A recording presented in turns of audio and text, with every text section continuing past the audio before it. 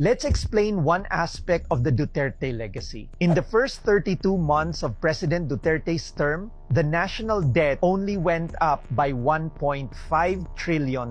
That's from 5.95 trillion to 7.45 trillion straight from the Bureau of the Treasury. Duterte admin debt increased by 1.5 trillion over 32 months. Average monthly increase, approximately 46.9 billion. Major expenditures included infrastructure projects and social reforms. Marcos admin debt increased by 3.26 trillion over 32 months. Average monthly increase, approximately 101.9 billion. Significant borrowings were made to support economic recovery, ayuda, and infrastructure development. But here's the thing about Duterte's time. It wasn't just about borrowing money. Stuff actually got done. Projects you can still see and use today. LRT-2, East Extension, the viaduct was done and station construction had already started. Skyway Stage 3, fast track to connect North and South Luzon. NLX Harbor Link Segment 10, finished and opened in 2019. North-South Commuter Railway. Phase 1 broke ground in early 2019.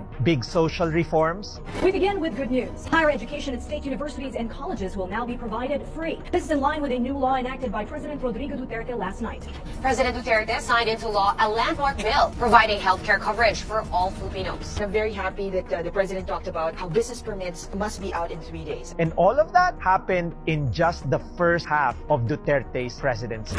Over the full 6 years, Duterte's administration handled a total of 7.7 trillion pesos in debt servicing. 4.5 trillion went to paying off the actual loans. 3.2 trillion went to interest. In case you're wondering, debt servicing just means paying off what we owe, both the borrowed money and the interest that comes with it. But here's what really matters. All that was done while facing some of the toughest moments in our history. A global pandemic, the Marawi siege, over 10 major typhoons like Rolly, Ulysses, Odette, mass vaccination drives, salaries for frontliners, and despite all that chaos, infrastructure still moved forward. Roads, bridges, railways, flood control, build, build, build. You still walk on those sidewalks, drive on those roads, and ride on those trains today. You've seen them. You've used them. They're real. If you can't acknowledge the storms we went through